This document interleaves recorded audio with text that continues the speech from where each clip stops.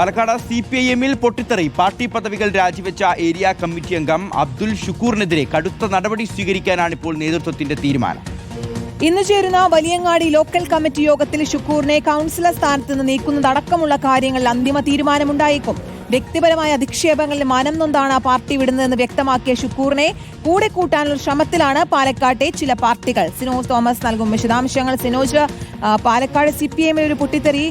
ഇപ്പോൾ വ്യക്തിപരമായ കാര്യങ്ങൾ കൊണ്ടാണ് ഇതിൽ നിന്നും മാറി നിൽക്കുന്നത്. ഒപ്പം പക്ഷേ ഷുക്കൂറിനെ കൂടെ കൂട്ടാനുള്ള ശ്രമങ്ങൾ ചില പാർട്ടികൾ അപ്പുറത്ത് നടത്തിക്കൊണ്ടിരിക്കുകയാണ്. എന്താണ് പാലക്കാട് സംഭവിക്കുന്നത് സിനോജ്?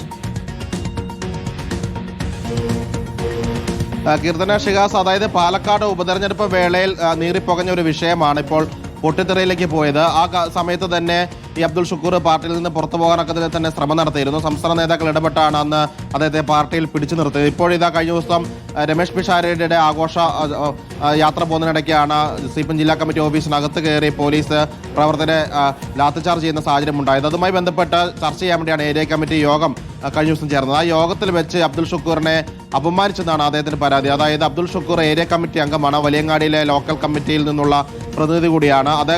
അദ്ദേഹത്തിന് ലഭിച്ച സ്ഥാനമാനങ്ങളൊക്കെ തന്നെ ഔദാര്യമാണെന്ന് ചില നേതാക്കൾ ഏരിയ കമ്മിറ്റി യോഗത്തിൽ പറഞ്ഞുവെന്നാണ് അബ്ദുൽ ഷുക്കൂറിന്റെ പരാതി. അത് അദ്ദേഹത്തെ മനോവിഷമത്തിന് ഇടയാക്കി. അതുകൊണ്ട് അദ്ദേഹം പാർട്ടിയിലെ സ്ഥാനങ്ങൾ രാജിവെക്കുന്നുവെന്നാണ് പറഞ്ഞിരിക്കുന്നത്. സ്വതന്ത്രമായി നിലപാട് സ്വീകരിക്കുമെന്നാണ് ഇന്നലെ റിപ്പോർട്ടർ TVയോട് അദ്ദേഹം പറയുകയും ചെയ്തിരിക്കുന്നത്. പക്ഷേ അദ്ദേഹമാണ് പാലക്കാട് നഗരസഭയിൽ ഏറ്റവും കൂടുതൽ ഭൂരിപക്ഷത്തിൽ ജയിച്ച ഒരു കൗൺസിലർ എന്ന് പറയുന്നത്, ഇടതുപക്ഷ കൗൺസിലർ എന്ന് പറയുന്ന ആൾ.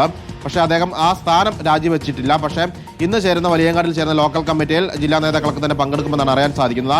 ആ യോഗത്തിലായിരിക്കും എന്ത് നടപടി അബ്ദുൽ ഷുക്കൂറിനെതിരെ സ്വീകരിക്കണമെന്ന് പാർട്ടി നിലപാട് സ്വീകരിക്കുക. പാർട്ടി സ്ഥാനങ്ങൾ സ്വാഭാവികമായി രാജിവെച്ചതുകൊണ്ട് തന്നെ ഈ പാർട്ടിയുടെ ചിഹ്നത്തിലാണ് മത്സരം ജയിച്ചത്. അതുകൊണ്ട് തന്നെ കൗൺസിൽ സ്ഥാനം കൂടി രാജിവെക്കുന്ന ആവശ്യം പാർട്ടി ചിലപ്പോൾ ഉന്നയിക്കാനുള്ള സാധ്യതയുണ്ട്. അതോടൊപ്പം തന്നെ മറ്റ് പാർട്ടികൾ ഈ അവസരം മുതലെടുക്കാനുള്ള ശ്രമങ്ങൾ തുടങ്ങിയിട്ടുണ്ട്. അബ്ദുൽ ഷുക്കൂറിനെ അവരുടെ ഭാഗത്തേക്ക് കൊണ്ടുവരാനുള്ള ചർച്ചകളൊക്കെ തന്നെ തുടങ്ങിയിട്ടുണ്ട്. പക്ഷേ നിലവിൽ അബ്ദുൽ ഷുക്കൂർ മനസ്സ് തുറന്നിട്ടില്ല. സ്വതന്ത്ര നിലപാട് സ്വീകരിച്ച് മുന്നോട്ട് പോകുമെന്ന് മാത്രമാണ് അദ്ദേഹം പറഞ്ഞിരിക്കുന്നത്. കീർത്തന. ശരി, സിനോജ് തോമസ് ആണ് വാർത്തയുടെ വിശദാംശങ്ങൾ നൽകിയത്.